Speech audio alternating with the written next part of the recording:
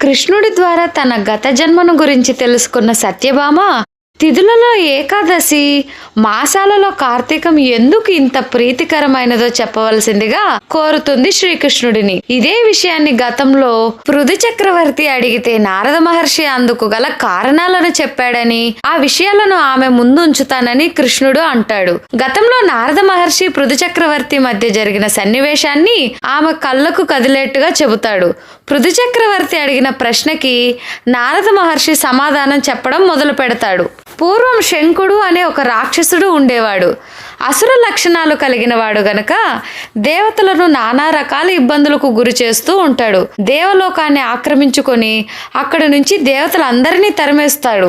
దాంతో వాళ్ళంతా కూడా వాడి కంటికి కనిపించకుండా మేరు పర్వత గుహల్లో తలదాచుకుంటారు. వాళ్ళ కోసం శంకుడు గాలిస్తూనే ఉంటాడు. దేవతలను నమ్మకూడదు. వేదాల ద్వారా వాళ్ళు మళ్ళీ శక్తివంతులై తనపై దాడి చేసే అవకాశం లేకపోలేదని అనుకుంటాడు. అందుకు వేదాలనేవే లేకుండా చేయాలని నిర్ణయించుకుంటాడు. అయితే దేవతలు వేదాలు ఆ అసురుడి కంట పడకుండా అవి నీటిని అవేశించి ఉండేలా చేస్తారు. శంకుడికి అనుమానం వస్తుంది. నీటి యందు వేదాలను దాచి ఉంటారనే ఉద్దేశంతో సముద్రంలోకి దిగేసి వెతకడం మొదలు పెడతాడు. ఎంతగా వెతికినా అవి కనిపించకపోవడంతో నిరాశ చెందుతాడు. వాళ్ళు తప్పనిసరిగా నీటి యందే దాచి ఉంటారు, అవి దొరకకుండా తాను బయటికి వెళ్ళకూడదని సముద్ర గర్భంలో వెతుకులాట సాగిస్తూ ఉంటాడు. శంకుడు సముద్ర గర్భాన ఉండడంతో దేవతలంతా గుహల్లో నుంచి బయటికి వస్తారు. బ్రహ్మదేవుడు వెంట రాగా అంతా కలిసి వైకుంఠానికి వెళతారు. ఆ సమయంలో స్వామి యోగ నిద్రలో ఉంటాడు. అది కార్తీక శుద్ధ ఏకాదశి కావడంతో మంగళ వాయిద్యాలను మ్రోగిస్తూ కీర్తిస్తూ స్వామిని యోగ నిద్ర నుంచి మేల్కొల్పుతారు.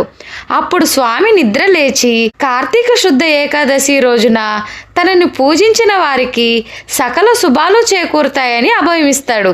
వైకుంఠానికి వెళ్లి విష్ణుమూర్తి దర్శనం చేసుకున్న దేవతలు శంకుడి ఆగడాలను గురించి వివరిస్తారు. వేదాలకు ఆపద వాటిల్లనుందని చెబుతారు. వేదాలను దక్కించుకోవడానికి శంకుడు సముద్ర గర్భంలో వెతుకుతున్నాడని అంటారు. శంకుడు గురించి ఆందోళన చెందవలసిన అవసరం లేదని, వాడి సంహారానికి సమయం ఆసన్నమైనదని విష్ణుమూర్తి చెబుతాడు. శంకుడిని అంతం చేయడానికి తాను మత్స్య రూపాన్ని ధరించనున్నాడని అంటాడు. మత్స్యావతార ప్రయోజనం అదేనని చెబుతూ అక్కడి నుంచి అదృశ్యమవుతాడు. కశ్యప మహర్షి సూర్యుడికి ఆజ్యం ఇస్తూ ఉండగా ఆయన దోసిలిలోకి చేపపిల్ల వస్తుంది. ఆ చేపపిల్లను వెంటనే ఆయన తన కమండలంలో వేస్తాడు. క్షణాల్లో ఆ చేపపిల్ల కమండలం అంతా నిండిపోతుంది. దాంతో ఆయన దానిని ఒక బావిలో విడిచిపెడతాడు. క్షణాల్లో దాని ఆకారం పెరిగిపోయి బావి అంతా ఆక్రమిస్తుంది. వెంటనే ఆయన దానిని తన మంత్రశక్తితో సరస్సులోకి పంపిస్తాడు. ఆ చేపపిల్ల సరస్సు అంతటినీ కూడా అలుముకుంటుంది. ఇదంతా ఆయనకి చాలా విచిత్రంగా అనిపిస్తుంది. అప్పుడు ఆయన దానిని సముద్రంలోకి వదులుతాడు. సముద్రంలోకి విడిచిపెట్టిన ఆ చేప తన ఆకారాన్ని మరిన్ని రెట్లు పెంచుతూ నీటి అడుగుకు చేరుకుంటుంది. ఒకవైపున వేదాల కోసం శంకుడు వెతుకుతూ ఉంటే మరోవైపున శంకుడి కోసం మత్స్యావతారంలో స్వామి వెతుకుతూ ఉంటాడు. చివరికి స్వామి ఆ అసురుడిని చిక్కించుకొని సంహరించి వేదాలను రక్షిస్తాడు. శంకుడిని శంఖంలా మార్చుకొని తన చేత ధరించి సముద్ర గర్భం నుంచి బయటికి వస్తాడు.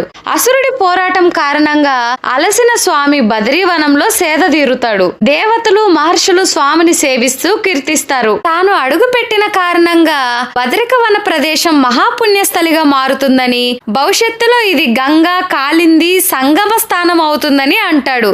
అక్కడ చేసే జపతాపాలు వెంటనే ఫలితాన్ని ఇస్తాయని వారికి స్వామి చెబుతాడు. బదరీ క్షేత్ర దర్శనం వలన సమస్త పాపాలు దోషాలు నశిస్తాయని అంటాడు. ఇతర క్షేత్రాల్లో ఏళ్ల తరబడి చేసే పూజలు సేవలు తపస్సులు బదరీలో ఒక్క రోజున చేసినా అదే ఫలితం చేకూరుతుందని చెబుతాడు. బదరీలో చేసే పితృకార్యాల వలన వాళ్ళ పితరులు విష్ణులోకం చేరుకుంటారని చెప్పేసి విష్ణుమూర్తి తిరిగి వైకుంఠానికి చేరుకుంటాడు. బదరీ దర్శనం వలన ఎంత పుణ్యం కలుగుతుందో కార్తీకంలో ఈ కథను వినడం వలన అంతటి ఫలితమే కలుగుతుందని పృథు చక్రవర్తితో నారదుడు చెబుతాడు.